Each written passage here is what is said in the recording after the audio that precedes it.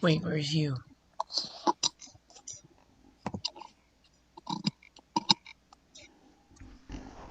Hey, Savannah, I don't see you. Okay, I'm here, but hold on just a sec. Okay. I was taking a picture for Instagram because I just made my dinner. So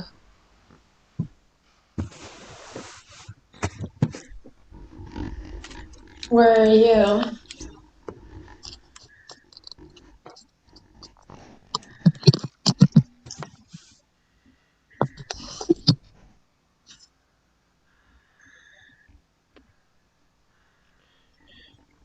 So, what do you want to... So, Savannah wanted to talk about this. It was completely her idea, not mine. To do a live stream. Peanut? of, Mm. about addiction and how to control our anxiety. And the reason I'm whispering is because it's past the talking loud at night tones. So that's why I'm like ASMR, I guess. Mm. Oh, so yeah, we were talking about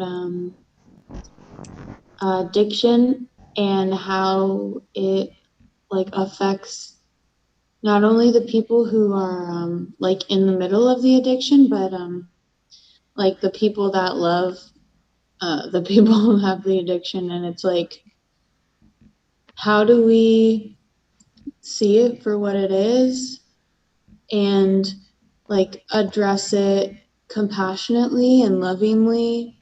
And like, how do we deal with those feelings of frustration and even like anger when somebody just refuses to change and refuses to like take the necessary steps to get better? Or yeah, or like, how do we cope with that is my question. Yeah, so I found my way through video gaming because I struggle with a lot of anxiety and social anxiety and depression. So I found it best to cope by doing video gaming. Like video gaming was my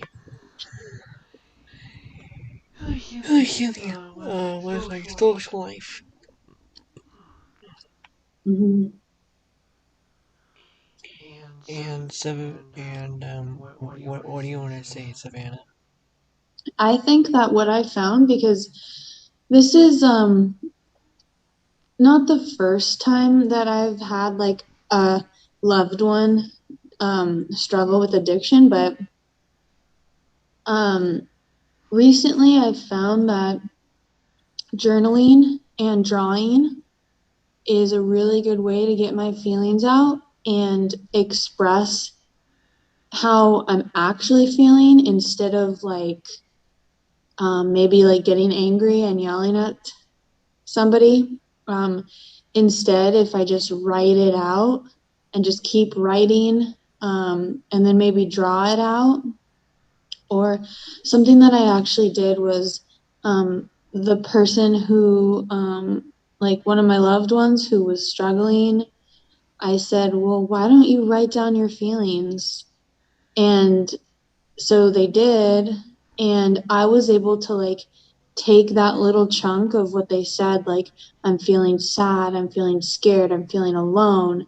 And then what I was able to do was like um write about that and like expand on that. And yeah, I just let myself draw about it. And then I did some like inspirational stuff, like remind yourself that you're worthy, remind yourself that you're strong, remind yourself that you're capable of change. Yeah, so I think like putting pen to paper is really helpful. Yeah, I mean, I've struggled with anxiety, depression, and I have had loved ones who smoked, and it was not good for them, but at the same time, it's how they learned to do it. I'm not proud of it. I'm not happy about it, but at the same time, it's like as much as I've tried to help people, it didn't work. Hmm. As much as I've tried to talk them out of it, it did not work at all. Yeah. So like, no matter how much I love them, how much I try to tell them like, hey, can you please stop smoking? They did it, Yeah. and they still do it to this day. My friends, some of my family, it's just very sad that some people think it's okay to just smoke. Yeah. Um, and we were talking earlier, like before we um were like, oh, let's do a Zoom. Um, No. She had this idea. This was all her idea. yeah, me. This was my idea. Um, shoot. Oh, it's just difficult because we were talking about trauma and like what I was going through was like I have a loved one who like has certain habits that see are clearly unhealthy. And it's like, how do I balance? Like, I don't want to be judgmental and I don't want to Mm-hmm. hurt somebody's feelings, or Mm-hmm. I don't want to add to their trauma by yelling at them or being angry with them or judging them. So it's like, dang, I guess at a certain point, you just have to like separate yourself from that because even if we're trying to help, we could just be like, maybe Wait, you muted for a second.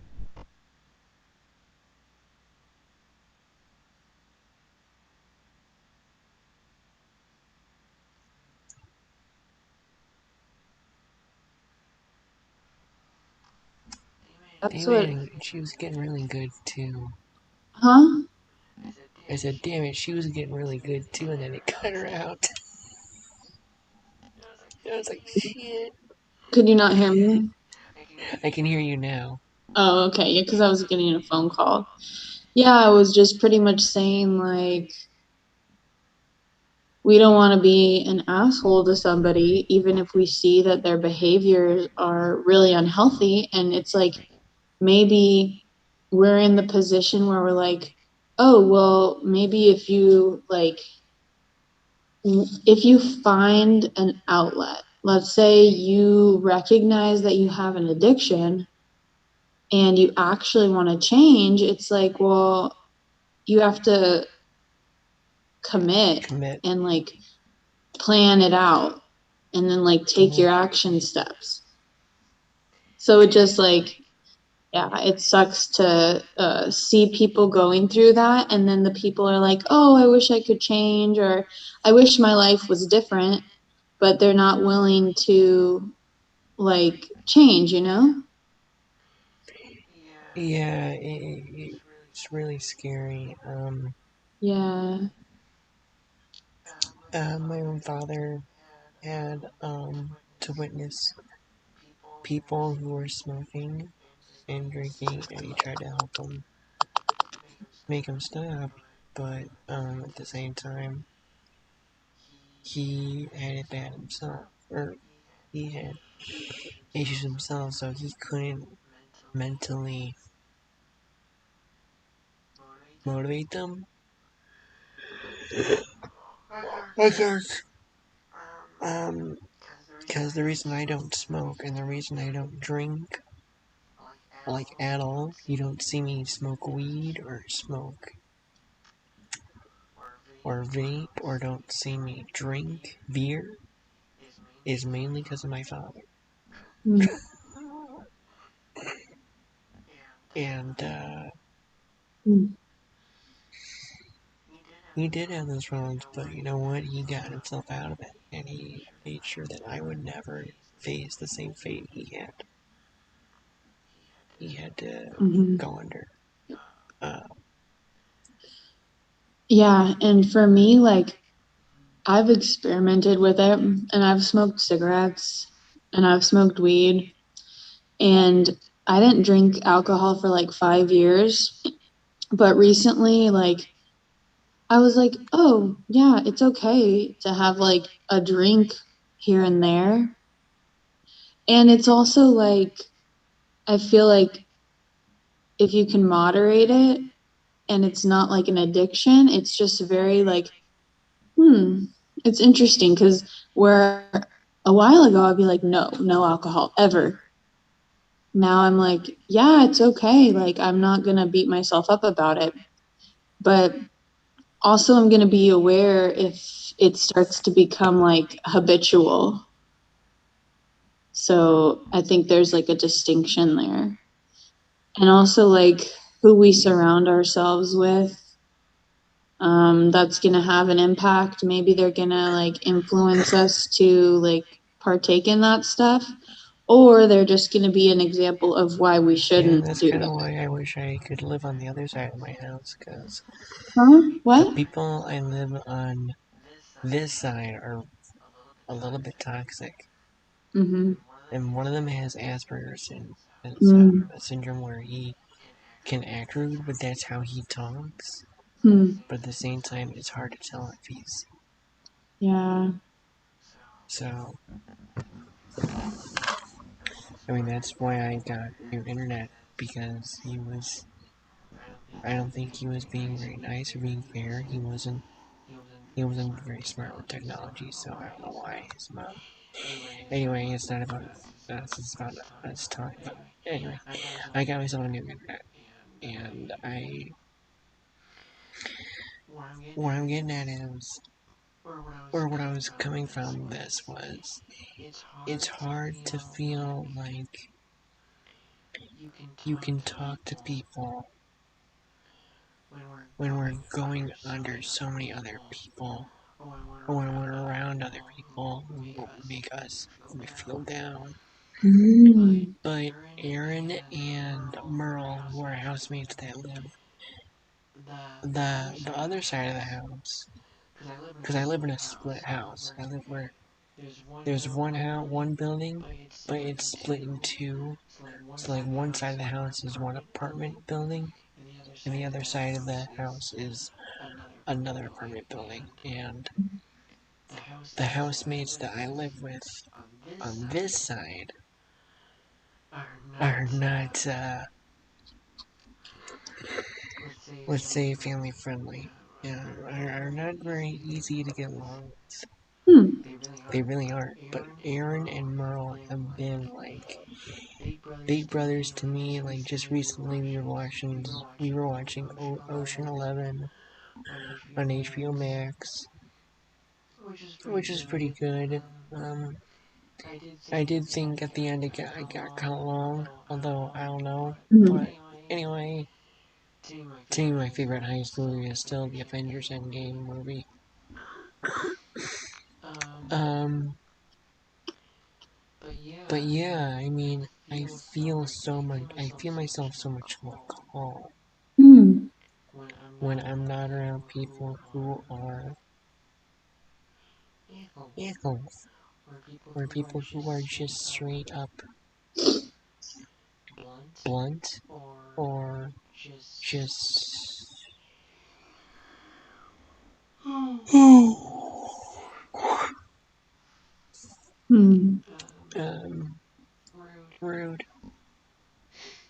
And it's like what I'm learning is how do I be honest and like establish my boundaries without being like super blunt, like razor sharp or rude.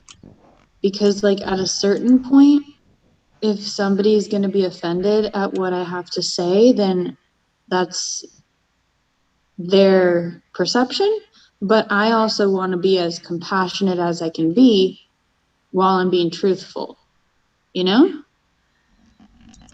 Yeah, absolutely. And it's Hmm. like, but it's really good to, because this is my first night in my own space. Like I have my own room and I have my own bathroom and I have my own balcony. And this is the first time that I've ever had that.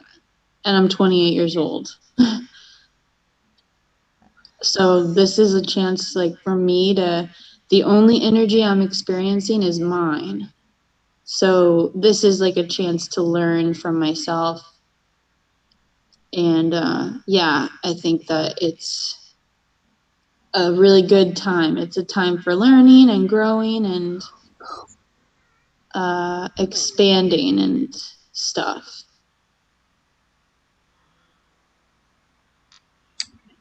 Yeah, yeah, really. With everything that's going on this year, especially with this new Delta Plus variant that is going around the COVID, it's definitely very hard, and I can understand why so many people could be like. My gosh, my lights just fell down. What did you say? I mean, it's so hard, especially with this Delta Plus variant that is going around with this COVID pandemic and how like our world has changed so much over the years, and it's so hard to find ways to cope Yeah. in these really hard times.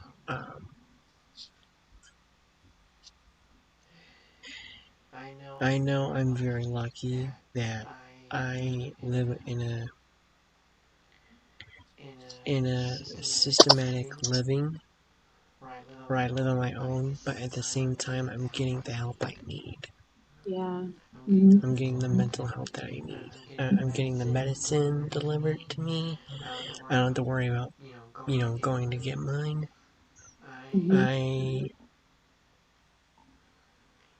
It's just very easy for me, but I at the same time I am taking care of myself. I'm not having someone watch over me like a baby. I'm not 2 or 5 years old. Yeah. I take a shower like after I take my meds and eat my breakfast, like Mm-hmm. everyone else. Mm-hmm. But it's good to be around people that love you, but Mm-hmm. at the same time don't drive you nuts. Yeah, that's really true because sometimes people can love you, but they have an attachment to you because it's like an unhealthy attachment to where they know that you will take care of them. And so they kind of become really dependent on you and they expect you to tell them how to take care of themselves. And that's like a really unhealthy position to be in. So, yeah, based on personal experience. Yeah, really. Is anybody watching right now, Corey?